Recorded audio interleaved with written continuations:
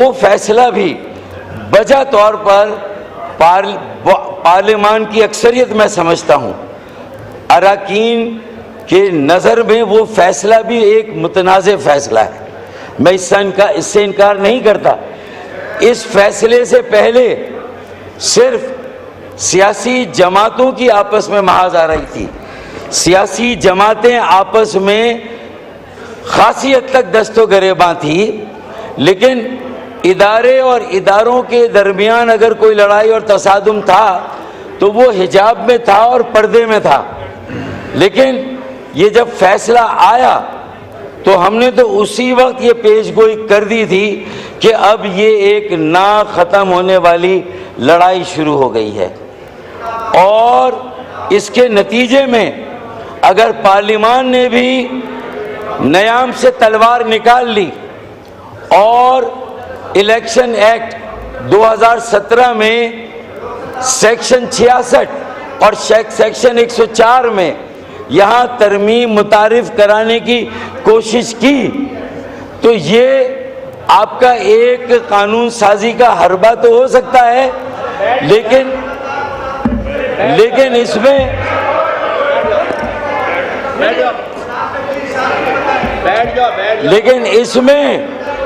इसमें हुकूमत और अपोजिशन दोनों की सियासत की बदतरीन शिकस्त है कि आप सर जोड़कर बैठने के लिए तैयार नहीं है, कौमी मशावरत और मफाहिमत का रास्ता निकालने और एक कौमी एजेंडे पर काम करने के लिए तैयार नहीं है, और 25 करोड़ अवाम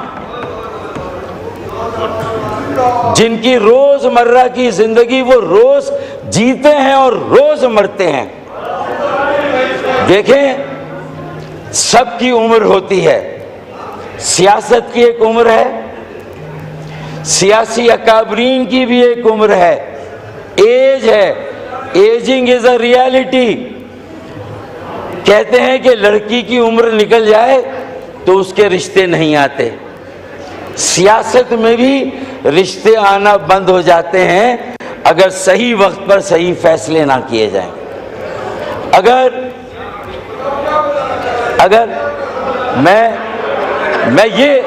मैं ये बताना चाह रहा हूं कि आपकी लीडरशिप हो, पीएमएलएन की लीडरशिप हो, पीपल्स पार्टी की लीडरशिप हो, सबकी उम्रें निकल रही हैं, 70 प्लस 60 प्लस सब जा रहे हैं।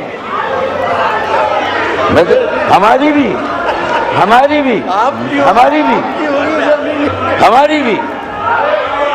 भी, लेकिन हमारे यहाँ अभी सब 70 से नीचे हैं। वही, हाँ, तो अगर ये सिचुएशन है और आज अगर मुल्क और कौम को इस बदतरीन सियासी बहरान से ना यहाँ कोई निकालने की तगोदो कर रहा है, ना वहाँ कोई कोशिश कर रहा है, तो फिर ये तारीख में हम कोई अच्छी मिसाल कायम नहीं कर रहे। ये वक्त था कि इस मसले को सियासी तौर से हल किया जाता। काश हम खुद एक्ट 2017 में अमेंडमेंट करके ये कहते कि सुप्रीम कोर्ट में जाने की जरूरत नहीं है, आपको हम आपके हिस्से की मखसूस नशिस्तें देते हैं, इन्हें आप वो नशिस्तें दे देते हैं, किसी के पास भी है। लेकिन अगर ऐसा अमल होता तो स्पीकर साहब एक रास्ता निकल सकता था। अब हमारे पास वक्त तेजी से गुजर रहा है, हमें फैसले करने होंगे, सियासी फैसले, कौमी एजेंडा वज़ा करना होगा, कौमी मफाहिमत और कौमी मशावरत के ज़रिए। अगर हमने रियलिटी से रिकंसाइल नहीं किया तो सुप्रीम कोर्ट का एक फैसला अगर ये अपोजिशन समझती है कि इसे ज़मीन से आसमान को ले जाएगा, तो ये इनकी गलत फहमी भी है और खुशफहमी भी है। ये एक फैसला आपको भी वहाँ नहीं पहुँचा रहा जहाँ आप समझते हैं कि आपका हक़ है, आप पहुँचना चाहते हैं।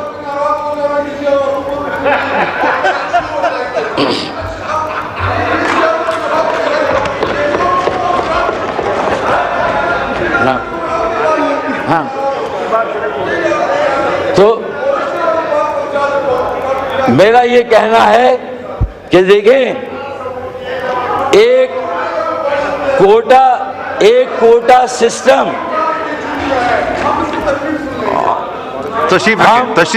तशरीफ रखें, आपको मौका मिलेगा, ऑपोजिशन को मौका मिलेगा। तशरीफ रखें, आप बोले डॉक्टर साहब। देखें, मैं समझता हूं कि आज जो एलाइज हैं, हमें इस बिल पर एतमाद में नहीं लिया गया। हाँ, हमें एतमाद में नहीं लिया गया।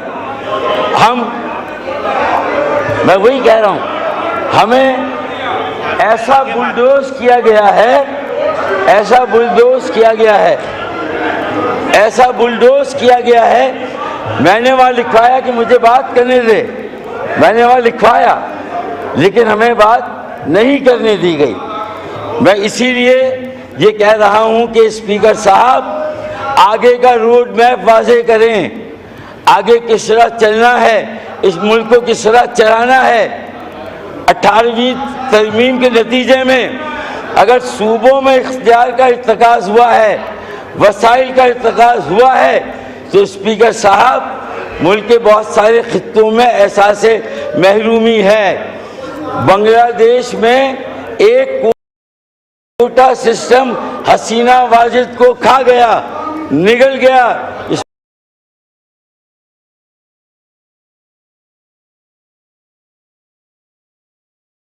स्पीकर साहब, उस वक्त से हमें भी डरना चाहिए जब ठाठ पड़ा रह जाएगा, जब लाट चलेगा बंजारा।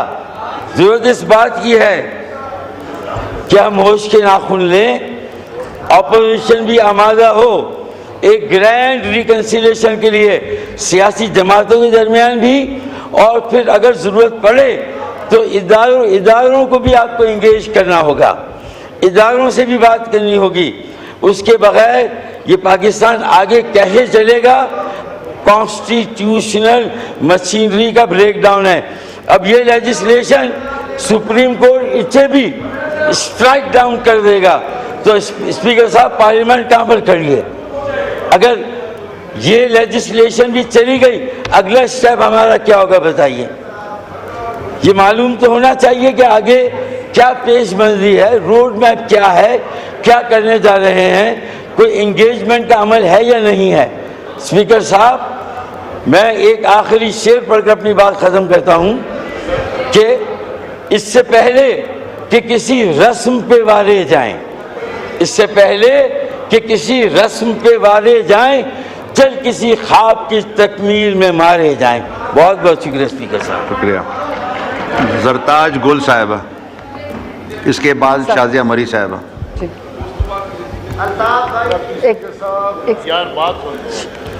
जी, ऑन पॉइंट ऑफ ऑर्डर। जी, डिप्टी स्पीकर साहब, बहुत शुक्रिया।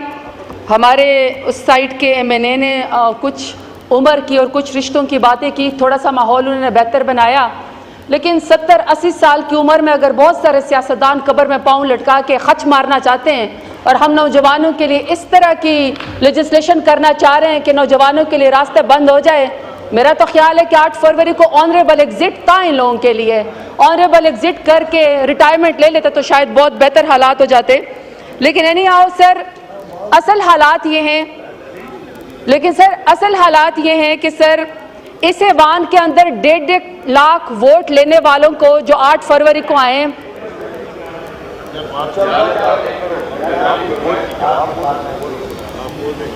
कि सर 1.5 लाख लोग वोट लेकर आए हैं इस ऐवान में, सर उनको अबडक्ट भी किया जा रहा है, उनको टॉर्चर भी किया जा रहा है, उनकी वफादारी बदलने की कोशिश भी की जा रही है, उनकी फैमिलीज को भी टॉर्चर किया जा रहा है। और सर हम यहाँ पे जब आपसे ऐवान में आपसे फ्लोर